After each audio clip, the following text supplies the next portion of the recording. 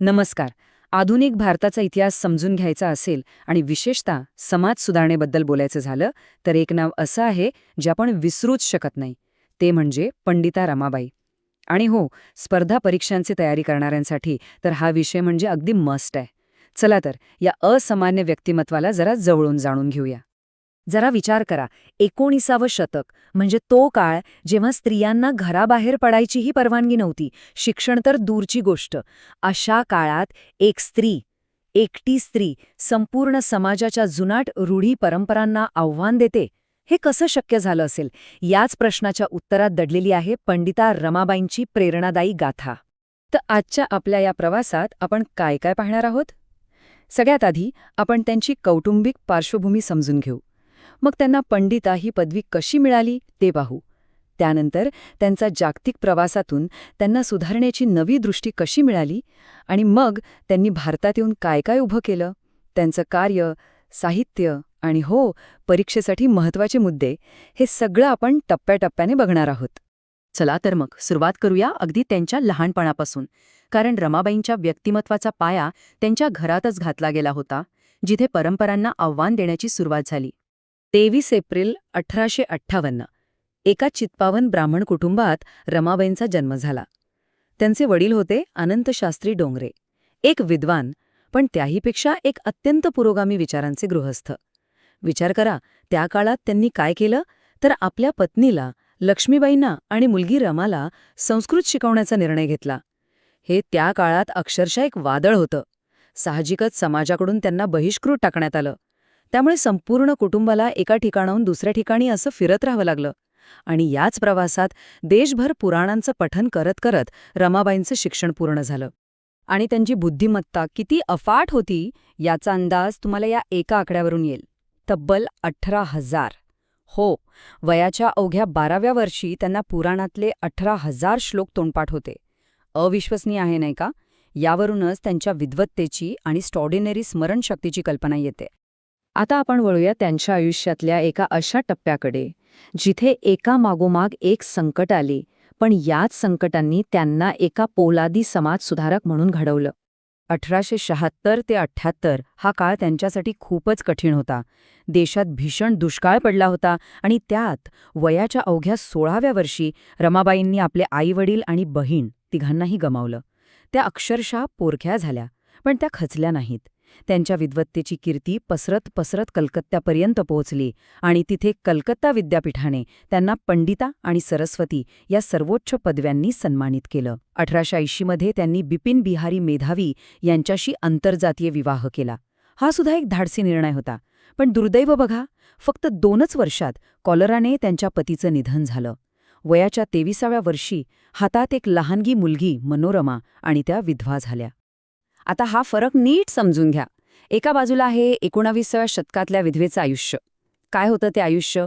परावलंबन, समाजात मान नाही, अपमान आणि आयुष्यभर दुःख. पण रमाबाईंनी हा मार्ग निवडला नाही.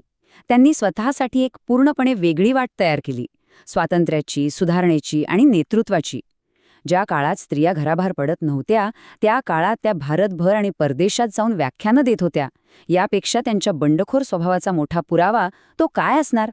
पतीच्या निधनानंतर खचून न बसता त्यांनी लगेचच स्वतःला कामात झोकून दिलं.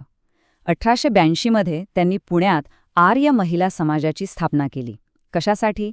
तर स्त्री शिक्षणाला चालना देण्यासाठी, बालविवाहासारख्या कुप्रथांना विरोध करण्यासाठी आणि विधवांना आधार देण्यासाठी. ही संस्था म्हणजे भारतातल्या पहिल्या महिला संघटनांपैकी एक होती. आता आपण त्यांच्या आयुष्याच्या त्या भागाकडे जाऊया ज्याने त्यांच्या कार्याला एक आंतरराष्ट्रीय परिमाण दिलं. त्यांच्या परदेश प्रवासाने त्यांच्या विचारांच्या कक्षा खूपच रुंदावल्या. तर 1883 त्या इंग्लंडला गेल्या. उद्देश होता वैद्यकीय शिक्षण घेण्याचा, पण दुर्दैवाने त्यांना असलेल्या बहिरेपणामुळे ते शक्य झालं नाही. याच काळात त्यांनी ख्रिस्ती धर्माचा स्वीकार केला. त्यानंतर त्यांनी तिथेच चेल्टेनहॅम लेडीज कॉलेजमध्ये संस्कृत शिकवण्याचं काम केलं. मग 1886 त्या गेल्या अमेरिकेला. कारण काय होतं? तर भारताच्या पहिल्या महिला डॉक्टर आनंदीबाई जोशी यांच्या पदवीदान समारंभाला हजेरी लावण्यासाठी. तिथेच त्यांनी खूप महत्त्वाचं काम केलं. आपल्या भारतातल्या कार्यासाठी निधी उभा राहावा म्हणून रमाबाई असोसिएशनची स्थापना केली. बघा किती दूरदृष्टी होती त्यांची.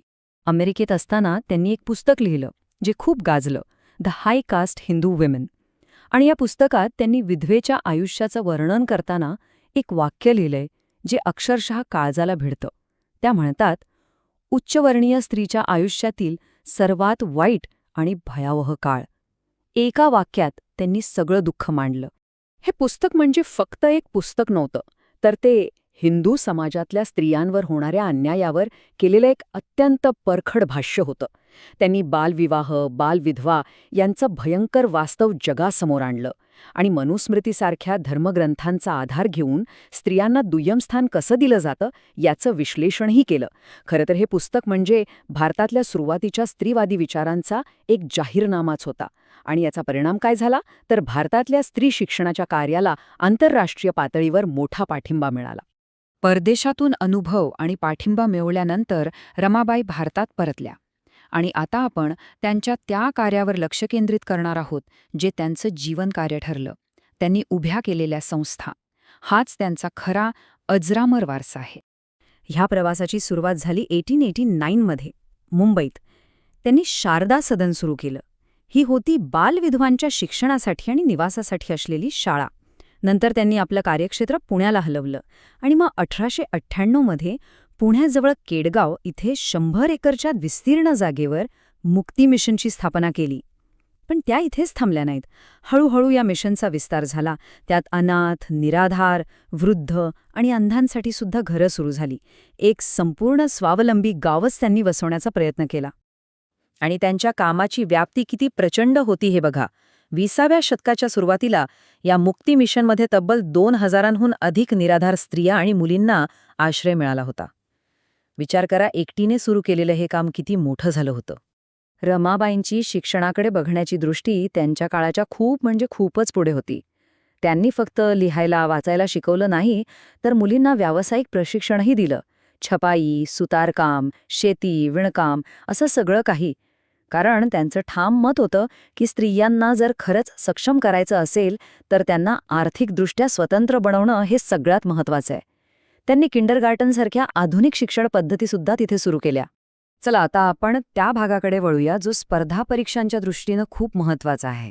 पंडिता रमाबाईंचं साहित्य आणि त्यांनी स्थापन केलेल्या संस्था यांची आपण एक उजळणी करूया.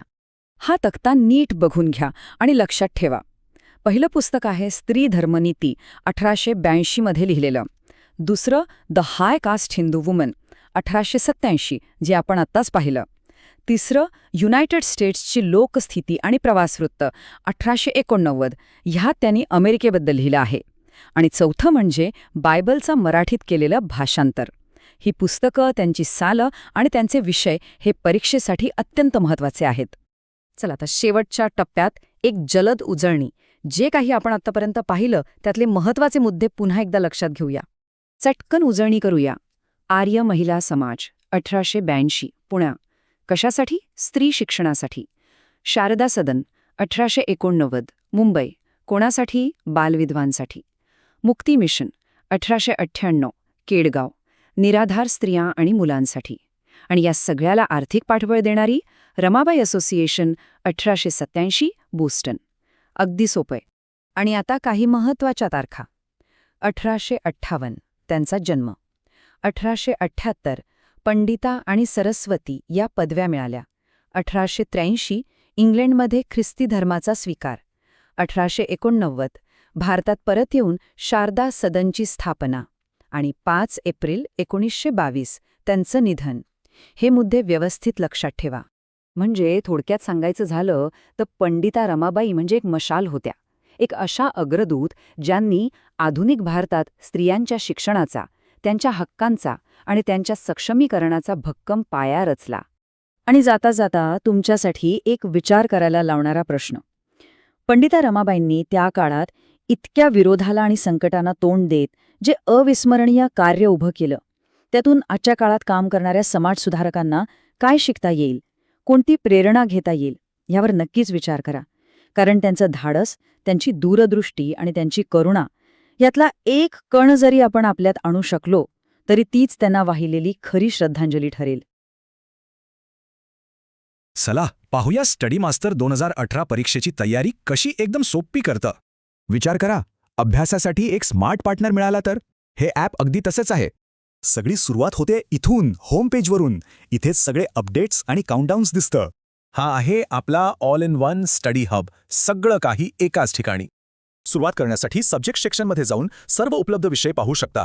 विषय निवडल्यावर त्यातील वेगवेगळ्या टॉपिक्सची सविस्तर लिस्ट समोर येते.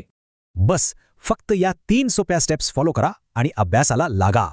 आता बघूया स्टडी मास्टर 2018 मध्ये वाचन आणि सराव एकत्र कसे करता येतात. प्रत्येक टॉपिकसाठी स्टडी, प्रॅक्टिस किंवा टेस्ट असे वेगवेगळे मोड्स आहेत. वाचता वाचता महत्त्वाचा भाग सिलेक्ट करून कलर कोड हायलाइट्स तयार करता येतात. या स्मार्ट हायलाइटिंगमुळे माहिती लक्षात ठेवणं आणि नंतर रिव्हिजन करणं सोपं होतं. आणि आता एक जबरदस्त फीचर, कोणतीही अवघड संकल्पना लगेच समजून घ्या. अभ्यास करताना कुठे अडचण आली, आता बाहेर जायची गरज नाही. AI पॉवर्ड क्विक सर्चमुळे उत्तरं ॲपमध्येच मिळतात, म्हणजे अभ्यासात कोणताही व्यत्यय नाही. महत्त्वाचं म्हणजे यूट्यूब, जेमिनाय, गुगल सारखे प्लॅटफॉर्म एकाच क्लिकवर उपलब्ध आहेत. चला आता रिव्हिजन हबकडे वळूया, जो आपला पर्सनल स्टडी गाईड बनवतो. आपण जे काही हायलाइट करतो ते सगळं स्टडी नोट्समध्ये आपोआप सेव्ह होतं. इतकंच नाही तर प्रश्न इतिहास टॅबमध्ये बुकमार्क केलेले सर्व प्रश्नही दिसतात. विशेष म्हणजे चुकलेल्या प्रश्नांवरून थेट प्रॅक्टिस क्विज सुरू करता येते. ॲनालिसिस सेक्शन आपल्याला नक्की कुठे लक्ष द्यायचं आहे हे दाखवतो. आपला प्रोफाईल पेज म्हणजे आपला पर्सनल परफॉर्मन्स डॅशबोर्डच आहे. याच्या मदतीने आपले स्ट्रॉंग आणि वीक टॉपिक्स कोणते आहेत हे लगेच कळतं. हा बार चार्ट रोजच्या प्रगतीचा ट्रेंड दाखवतो. किती उत्तरं बरोबर, किती चूक. थोडक्यात चुकांमधून शिकून आणि सराव करून कमकुवत भागांना मजबूत बनवता येतं. तर मग स्टडी मास्टर 2018 सोबत स्मार्ट पद्धतीने अभ्यास करून ध्येय गाठायला तयार आहात.